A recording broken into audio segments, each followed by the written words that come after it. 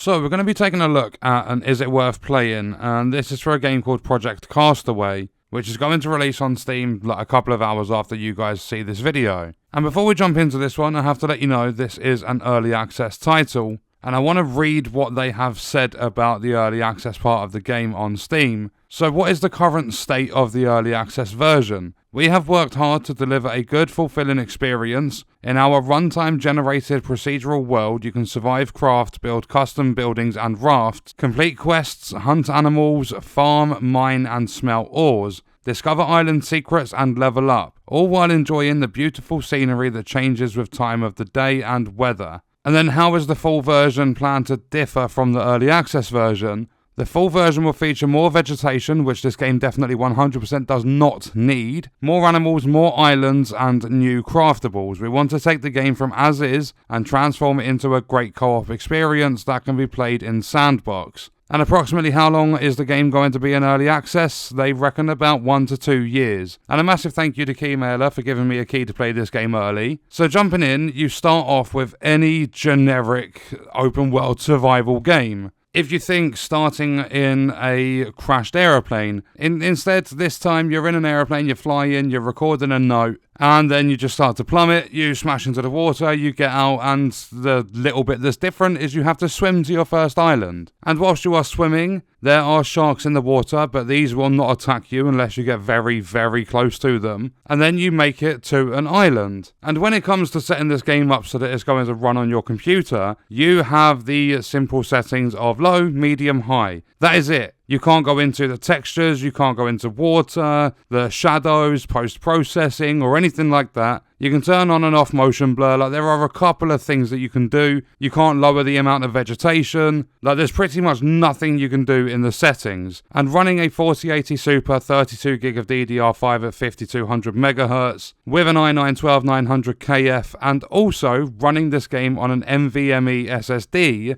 it took nearly 2 minutes to load into the game, and as soon as I hit my first island, there was lag after lag after lag after lag after lag. I tried the game on medium, it made it worse to begin with, but then like after everything had settled and the graphics had changed properly, like everything had rendered in, it was pretty much the same. So the game needs some optimization because it does not run smooth. And they only recommend, for the recommended settings, that you play on an i5-9400, 8GB RAM and a GTX 1090. And the game's not that big either. This ended up being, I think it was like 3.7GB to install. But you start off and it's procedurally generated. So I started off on this tiny island.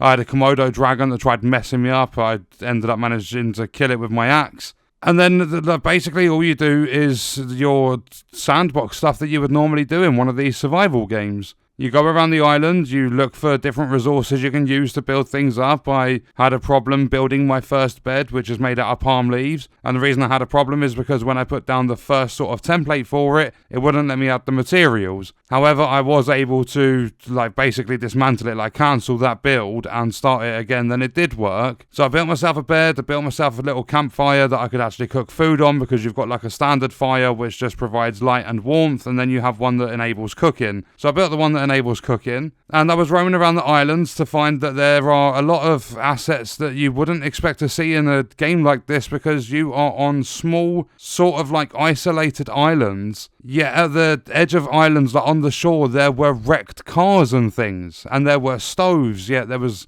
nothing to be seen that would have ever used those items. You're not going to see people driving to these islands. You're not going to see people building up kitchens with electric power, especially on the island that I was on. Other islands in the game might have those features. You might find a little hut with a kitchen and things like that. But where I started, those assets were just randomly generated, procedurally generated, whatever. And after I had set up my bed, set up my campfire, I killed a couple of creatures or animals or whatever, got myself some meat, I realised that the survival features don't actually really matter in this game. And the reason I say that is because I eventually got to the point where I was absolutely starving, my hunger meter was empty, and the same for my thirst meter. And it did absolutely nothing to my health. It didn't change anything on my screen, there were no effects for it or anything like that. it just stuck up on like a little pop-up on the left side of the screen saying you're hungry or you're thirsty. And the game like really quickly forces you into building things that are going to basically fill up your thirst and hunger meters if you don't want that annoying pop-up, because you will run out of them quick. You can, I believe you can actually lock yourself out of being able to build things in this game. Like if your axe breaks and you don't have the machine to build rope, you can't find enough sticks and things like that, because all the resources on this small island weren't regenerating quick enough, I would say. And I mean, if you do get kind of stranded at that point, you do need to go out swimming with the sharks. You need to make it to another island. There are quite a few islands in the game, from what I saw anyway. Obviously, it's procedurally generated, but I mean, like, when you go out exploring, I don't think there's ever going to be a lack of different islands you can go to, like, regardless of what seed, essentially, you're on.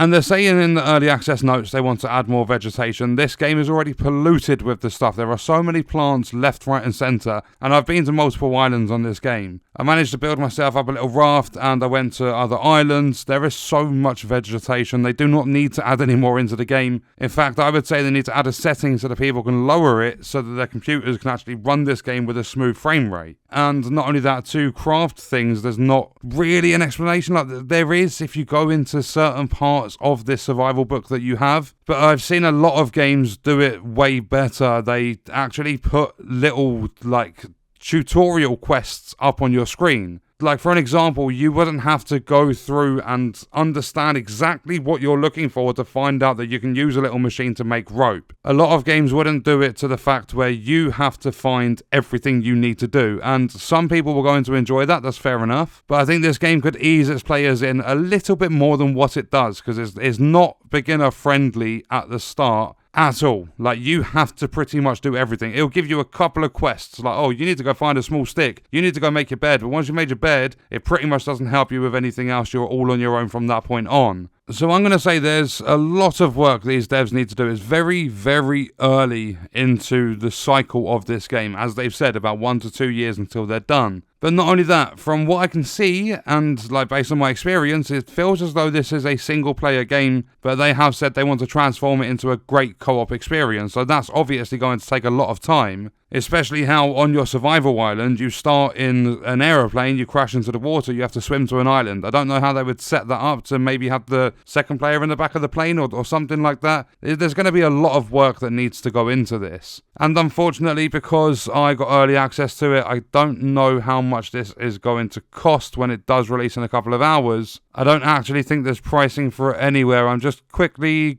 going through the notes that they've put, like the update notes they've put out on Steam, just to very quickly see if there is anything based on the price, and it seems as though there's not. Oh, hold up, I did find one. So they've said multiplayer co-op will come within 2 months post-launch. The game is unforgiving. No difficulty settings are going to be available at launch, and it'll be 1 life, 1 death. In the future, they explore adding more options. I mean, it kind of doesn't work like that. You lay in a bed, you save the game and sleep, and then when you die, you relaunch your save. So I'm guessing they must have changed all that around, and it does say here they've decided on a price. It's going to be $10. And they've also said they will be increasing that price over time. They will eventually have mod support and things as well. So based on having that understanding, I would say the best thing this game currently has, like with the early access launch, the best thing this game's got going for it is it looks fucking beautiful. The graphics on this game for like an open world survival game are incredible. And I think these developers do have a very, very solid foundation. Just as stated, there's obviously a lot of work that's got to go into it. So to answer the question, is it worth playing Project Castaway? I'm going to say yes. I'm going to say get in there early, pick it up, try it out, see how you feel about it like very early into its like early access release. Because it's only going to cost you $10. Over the 1 or 2 years of them putting in extra work, adding co-op, adding mod support and things like that, I can see this easily jumping up to a $25, $30 game. For its price, it's definitely worth it. This is a game where the developers and publishers, I mean, it's the same company, so the company behind the game,